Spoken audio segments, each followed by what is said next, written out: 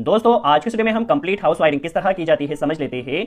आज के स्टूडियो में हम जो हाउस वायरिंग कर रहे हैं वो 2 रूम 1 किचन और 1 हॉल के लिए कर रहे हैं। किस तरह से हमें कंप्लीट हाउस वायरिंग करना होता है। हाउस वायरिंग करने के लिए हमें एनर्जी मीटर कनेक्शन किस तरह से करना होता है। यदि आप इन्वर्टर इंस्टॉल करते हैं तो इन्वर्टर बैटरी वायरिंग किस तरह से की जाती है। इन्वर्टर चार्जिंग के लिए चार्जिंग सिस्टम का कनेक्शन किस तरह से किया जाता है। साथ ही साथ आपको डिस्ट्रीब्यूशन बोर्ड का वायरिंग किस तरह से करना होगा। सब कुछ बहुत ही आसान तरह से सीखने वाले वीडियो थोड़ा बड़ा जरूर हो सकता है बट वीडियो को लास्ट तक जरूर वॉच कीजिए। इस वीडियो को वॉच करने के बाद आपका हाउस वायरिंग कनेक्शन से रिलेटेड जितने भी डाउट होंगे सब कुछ क्लियर हो गए। चलिए वीडियो स्टार्ट करते हैं। सबसे पहले हमने हाउस वायरिंग करने के लिए एक एनर्जी मीटर कनेक्ट किया है क्योंकि हमें इन्वर्टर वायरिंग भी करना है। तो इन्वर्टर वायरिंग के लिए हमने यहाँ पर इन्वर्टर का बैक साइड लिया है ताकि इन्वर्टर वायरिंग प्रैक्टिकली किस तरह से की जाती है आपको समझ में आ सके। तो इन्वर्टर का हमने यहाँ पर बैक साइड लिया है, एक हमने यहाँ पर बैटरी कनेक्ट किया है और एक हमने इन्वर्टर चार्जिंग के लिए स्विच बोर्ड कनेक्ट किया जिसके जरिए हमारा इन्वर्टर चार्ज होगा। डिस्ट्रीब्यूशन बोर्ड वायरिंग करने के लिए हमने यहाँ पर एक 2 पोल की मेन एमसीबी कनेक्ट किया है और एक 2 पोल का आरसीसी कनेक्ट किया है। जो हमने एमसीबी कनेक्ट किया है इस एमसीबी के जरिए हमें ओवरलोड प्रोटेक्शन मिल जाएगा, साथ ही साथ शॉर्ट सर्किट प्रोटेक्शन मिल जाएगा। और जो आरसीसी हमने कनेक्ट किया है इस आरसीसी के जरिए अर्थ फॉल्ट प्रोटेक्शन मिल जाएगा। देखो यदि घर में किसी को भी शॉक लगता है या करंट लगता है तो उस कंडीशन में आरसीसी ट्रिप हो जाएगी, इसीलिए हमने एक आरसीसी कनेक्ट किया है। क्योंकि हमारे पास 2 रूम 1 किचन 1 हॉल है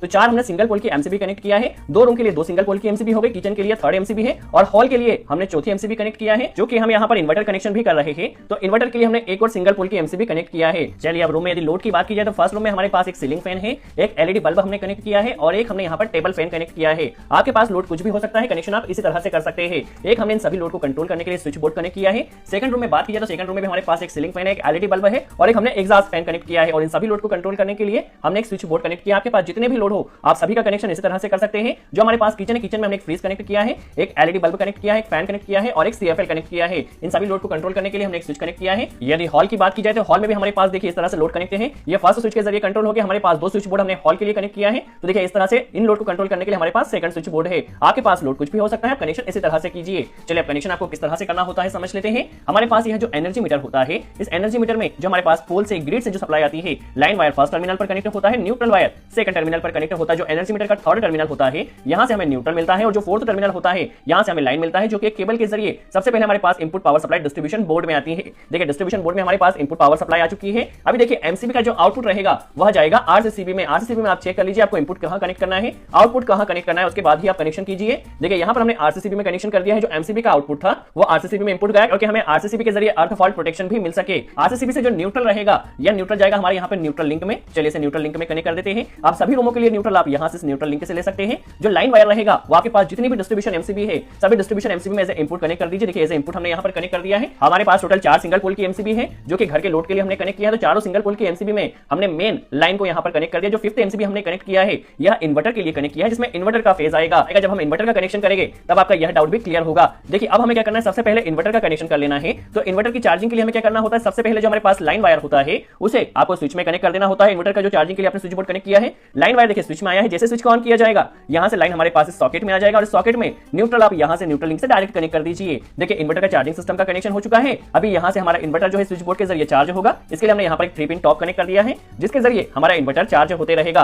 अभी हमें इन्वर्टर और बैटरी का कनेक्शन करना है। तो यहां पर आप चेक कर लीजिए प्लस कहां पर दिया गया है, माइनस कहां पर दिया गया है। जहां पर प्लस दिया गया है वहां से आप प्लस के लिए रेड वायर ले लीजिए, माइनस के लिए ब्लैक वायर ले लीजिए। देखिए यहां पर बैटरी का कनेक्शन कर दिया है। आपको प्लस माइनस का ध्यान रखना है। चलिए अब देखिए जो इन्वर्टर का आउटपुट होता है उसे नॉर्मली हमें एक ही लाइन वायर ही लेना होता है। यदि आप न्यूट्रल वायर भी लेना चाहे तो कोई प्रॉब्लम नहीं है क्योंकि अल्टीमेटली जो न्यूट्रल होता है हमें यहाँ पर हमारे घर का ही इन्वर्टर में आता है तो यही जो न्यूट्रल है वो निकलता है। तो यदि आप न्यूट्रल यहाँ इस इन्वर्टर से भी लेना चाहे तो भी ले सकते हैं। यदि आप घर का न्यूट्रल यूज करना चाहे तो भी कर सकते हैं। अभी के लिए हम क्या करते हैं, इन्वर्टर से जस्ट एक लाइन वायर लिया है, इस लाइन वायर को ले जाकर हम इस एमसीबी में कनेक्ट कर देते हैं। इन्वर्टर का जो इनपुट फेज रहेगा वो इस 5th एमसीबी में हमने कनेक्ट कर दिया है। चलिए इन्वर्टर का कंप्लीट वायरिंग हो चुकी है। अभी हम क्या करते हैं, हमारे पास जो फर्स्ट रूम है, फर्स्ट रूम में सबसे पहले हम क्या करते हैं, जो न्यूट्रल वायर है इस न्यूट्रल वायर को ले आते हैं। देखिए जो न्यूट्रल होता है सबसे पहले यदि आपके पास स्विच बोर्ड में सॉकेट होता है या इंडिकेटर होता है तो न्यूट्रल सबसे पहले या तो आप सॉकेट में कनेक्ट कीजिए या फिर इंडिकेटर में कनेक्ट कीजिए। देखिए फर्स्ट रूम में न्यूट्रल आ चुका है। फर्स्ट रूम के एमसीबी से यहां से लाइन वायर आ जाएगा जिसे हमें स्विच बोर्ड में नीचे की तरफ कनेक्ट करना होता है। आपके पास जितने भी स्विच है सभी स्विच में नीचे की तरफ आप लाइन वायर को कनेक्ट कर दीजिए। यदि आप इन्वर्टर से कंट्रोल करना चाहते हैं लोड को तो फिर आपको यहां से इन्वर्टर का फेज भी स्विच बोर्ड में लाना होगा और जो भी लोड को आपको इन्वर्टर से कंट्रोल करना है उन स्विच में आपको नीचे की तरफ इन्वर्टर का फेज दे देना है। जो लोड को आपको मेन पावर सप्लाई से कंट्रोल करना है उन स्विच में नीचे की तरफ आपको मेन पावर सप्लाई कनेक्ट कर देना है। इसका आप ध्यान रखिए। देखिए फर्स्ट रूम में हमारे पास लाइन वायर भी आ चुका है, न्यूट्रल वायर भी आ चुका है और इन्वर्टर वायर भी आ चुका है। इसी तरह सभी रूम में हम क्या करते हैं, सबसे पहले न्यूट्रल ले जाते हैं सेकंड रूम में। तो न्यूट्रल को यहां सॉकेट में कनेक्ट कर दिया। इस एमसीबी के जरिए जो लाइन वायर आएगा इसे स्विच में कनेक्ट कर देना है। अब इन दो लोड को हमें यहां पर इन्वर्टर से कंट्रोल करना है। तो जो इन्वर्टर का फेज यहां से आया है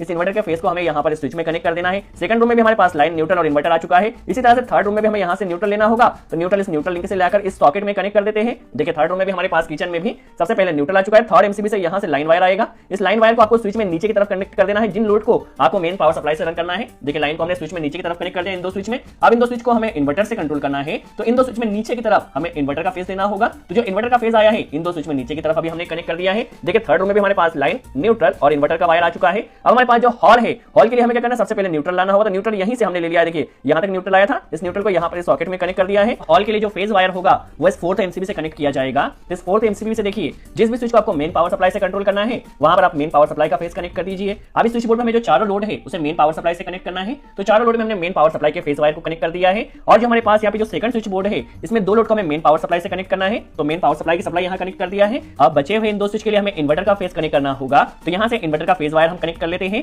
और इसे इन दो स्विच में नीचे की तरफ कनेक्ट कर देना है। चलिए अब किस तरह से कंप्लीट हाउस वायरिंग की जाएगी हम समझ लेते हैं। सबसे पहले फर्स्ट रूम में देखिए हम न्यूट्रल की वायरिंग कर लेते हैं। न्यूट्रल को यहाँ हमने सॉकेट में कनेक्ट किया। अभी तीनों लोड में भी हमें न्यूट्रल डायरेक्टली कनेक्ट करना होता है, तो यहाँ से हमारे पास न्यूट्रल जाएगा जो कि पूरे रूम में जितने भी लोड है सभी लोड में कनेक्ट किया जाएगा। देखिए यहाँ पर हमने फैन में कनेक्ट कर दिया है, यहाँ से एलईडी बल्ब में कनेक्ट कर देना है और फैन में कनेक्ट कर देना है। देखिए तीनों लोड में हमने न्यूट्रल को कनेक्ट कर दिया है। अब फेज वायर का कनेक्शन किस तरह से होगा समझ लेते हैं। देखिए इस स्विच में नीचे की तरफ अभी लाइन वायर आ रहा है, जैसे ही स्विच को ऑन किया जाएगा यहाँ से सप्लाई निकलेगी और यह जाएगी सॉकेट में। सॉकेट में न्यूट्रल डायरेक्ट आ रहा था, जो लाइन वायर रहेगा वो स्विच के जरिए कंट्रोल होगा। अब इस एलईडी बल्ब को हमें इस स्विच से कंट्रोल करना है। इस स्विच में नीचे की तरफ मेन पावर सप्लाई आ रहा है, जैसे ही स्विच को ऑन किया जाएगा यहाँ से हमारे पास लाइन वायर आएगा और इस एलईडी बल्ब में कनेक्ट किया जाएगा। अब इन दो लोड को हमें इन्वर्टर पावर सप्लाई से कंट्रोल करना है, तो इन दोनों स्विच में नीचे की तरफ हमने इन्वर्टर का लाइन वायर कनेक्ट कर दिया है। जैसे ही इस स्विच को ऑन किया जाएगा तो यहाँ से हमारे पास फैन स्टार्ट हो जाएगा, टेबल फैन, और इस सेकंड स्विच से हमें इस फैन को कंट्रोल करना है और फैन की स्पीड हमें इस रेगुलेटर के जरिए कंट्रोल करना है। रेगुलेटर में पीछे की तरफ आपको दो वायर मिल जाते हैं, तो किसी भी एक वायर को ले लीजिए और इसे स्विच में ऊपर की तरफ कनेक्ट कर दीजिए। देखिए रेगुलेटर का एक वायर स्विच में ऊपर की तरफ कनेक्ट हो चुका है। रेगुलेटर को सीरीज में कनेक्ट किया जाता है, इसे आपको याद रखना है। अब रेगुलेटर का जो दूसरा वायर रहेगा उसे फैन का जो हाफ वायर आपके पास स्विच बोर्ड में आया है उस हाफ वायर में कनेक्ट कर देना है। तो इस तरह से आपका फर्स्ट रूम की कंप्लीट वायरिंग हो चुकी है। इसी तरह से आप सेकंड रूम के लिए भी वायरिंग कर लीजिए। सबसे पहले सेकंड रूम में हम न्यूट्रल की वायरिंग कर लेते हैं। न्यूट्रल लेकर हमारे पास जो तीन लोड है, तीनों लोड में सबसे पहले न्यूट्रल कनेक्ट कर दिया है। इस स्विच के जरिए हमें सॉकेट को कंट्रोल करना है। जैसे स्विच को ऑन किया जाएगा यहाँ से लाइन हमारे पास इस सॉकेट में आ जाएगी। इस स्विच से हमें इस एलईडी बल्ब को कंट्रोल करना है। जैसे ही स्विच को ऑन किया जाएगा तो लाइन यहाँ से आएगी और इस एलईडी बल्ब में कनेक्ट की जाएगी। देखिए एलईडी बल्ब में यहाँ पर आ चुका है लाइन। अब इन दो लोड को हमें इन्वर्टर पावर सप्लाई से कंट्रोल करना है, तो इन दोनों स्विच में नीचे की तरफ हमने इन्वर्टर पावर सप्लाई का लाइन वायर कनेक्ट कर दिया है। फर्स्ट स्विच को जैसे ही ऑन किया जाए यहाँ से एग्जॉस्ट फैन हमारा स्टार्ट हो जाएगा। रेगुलेटर का कनेक्शन सेम रहने वाला है। रेगुलेटर का जो पहला वायर है उसे आपको स्विच में ऊपर की तरफ कनेक्ट कर देना है और जो दूसरा वायर है उसे फैन के हाफ वायर के साथ कनेक्ट कर देना है। वही किचन में वायरिंग की बात की जाए तो सबसे पहले हम क्या करते हैं, जैसे स्विच को ऑन किया जाएगा तो यहाँ से सॉकेट में सप्लाई आ जाएगी और इस सॉकेट के जरिए अभी हमने क्या किया, 3 पिन टॉप कनेक्ट करना है। 3 पिन टॉप के जरिए हमें इस फ्रिज को रन करना है। तो यहाँ पर जो आपको सॉकेट कनेक्ट करना है वो पावर सॉकेट होना चाहिए 16 एम्पीयर का, इसका आपको ध्यान रखना है। 6 एम्पीयर का सॉकेट नहीं लगाना है, 16 एम्पीयर का सॉकेट पावर सॉकेट कनेक्ट करना है। देखिए यहाँ से सॉकेट के जरिए हमारे फ्रिज में सप्लाई जाएगी। अभी हम क्या काम करते हैं, सभी हमारे पास जितने भी लोड है सभी में न्यूट्रल का कनेक्शन कर लेते हैं, जिस तरह से हमने किया था। देखिए न्यूट्रल का कनेक्शन हो चुका है। अभी हमें क्या करना है, इस स्विच के जरिए इस बल्ब को कंट्रोल करना है, तो फेज यहाँ से इस बल्ब में आ जाएगा। इस स्विच के जरिए हमें सीएफएल लाइट को कंट्रोल करना है, तो सीएफएल लाइट यहाँ से रन हो जाएगी। इस स्विच के जरिए